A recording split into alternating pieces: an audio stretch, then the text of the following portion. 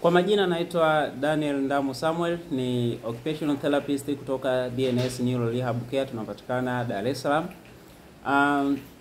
Leo nakuja kuzungumza na mzazi ambaye mtoto wako anapitia changamoto katika kula chakula kwa watoto wenye changamoto ya usonji, yani autism spectrum disorder. Sasa leo mimi nitaelezea kivingine kidogo, na cha kwanza natamani tujue kwanza kwamba kwa nini hawa watoto wanachagua vyakula.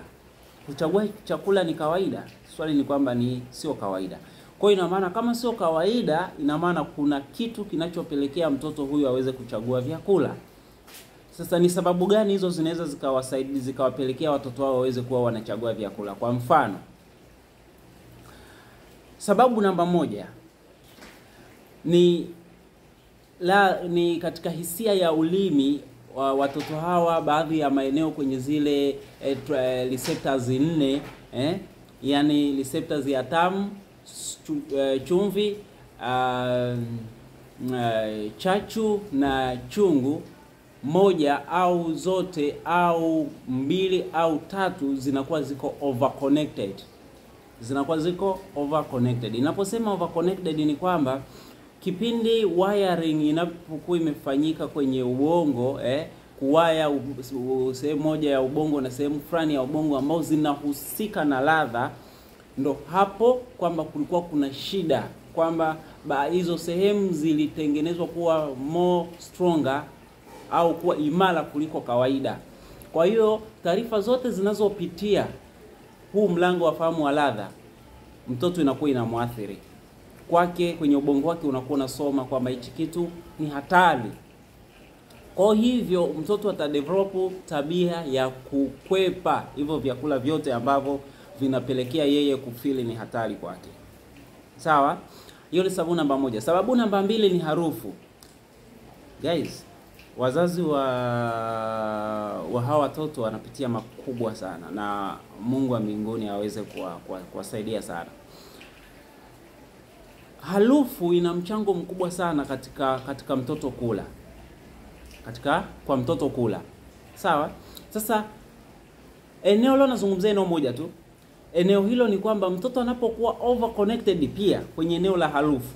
Kwa ina maana vyakula vyote vyenye harufu hatasogelea. Atakuwa hataki kula vyakula vyenye harufu kali. Na sababu ya 4 inayompelekea mtoto kutokula ni hisia ya ngozi.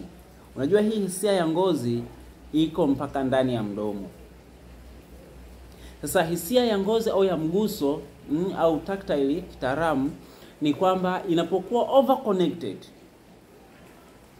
na penyewe inakuwa hivyo kwamba utashangaa mtoto hataki kukata nywele, kupiga mswaki, kuchana nywele, kukata kucha. Zote hizi zinakuwa ni changamoto kwake. Lakini eneo lingine ni chakula, hasa vyakula hivi vinavyoteleza vinakuwa vinamwiliteti mdomoni. Kwa hizo zote ni sababu ambazo zinaweza zikapelekea mtoto asipate chakula. Sasa basi, ukisema kwamba mtoto kwa sababu anachagua vyakula, tuangalie tu eneo ambavyo vyakula anavipenda ndo tuvitumie hivyo. Mtoto wako atambulia kukosa, atakuwa na upungufu wa madini na lishe mwilini. Sasa cha msingi, kwa sababu tayari tulishajua chanzo, ni vizuri kupata mtaalamu wako wa hili eneo akaweza kukusaidia kufanya assessment au tathmini kwenye hii milango mitatu ya fahamu niloizungumza hapa, na akakupa plani nzuri ya kuweza kufanya nini ufanye ili kuaddress tatizo na sio kupambana nini ali. Akakupatia mbinu sahihi za kuaddress tatizo, ambalo tatizo ndo hayo maeneo matatu tuliyoyataja. Kwa hiyo kwa kufanya hivyo utaweza kumsaidia kabisa mtoto wako kula vyakula tena vizuri kabisa. Asanteni, na tutaendelea kufuatilia masomo yetu. Kila siku tunatoa masomo mapya, na tuendelee kujifunza kila siku, na asanteni sana.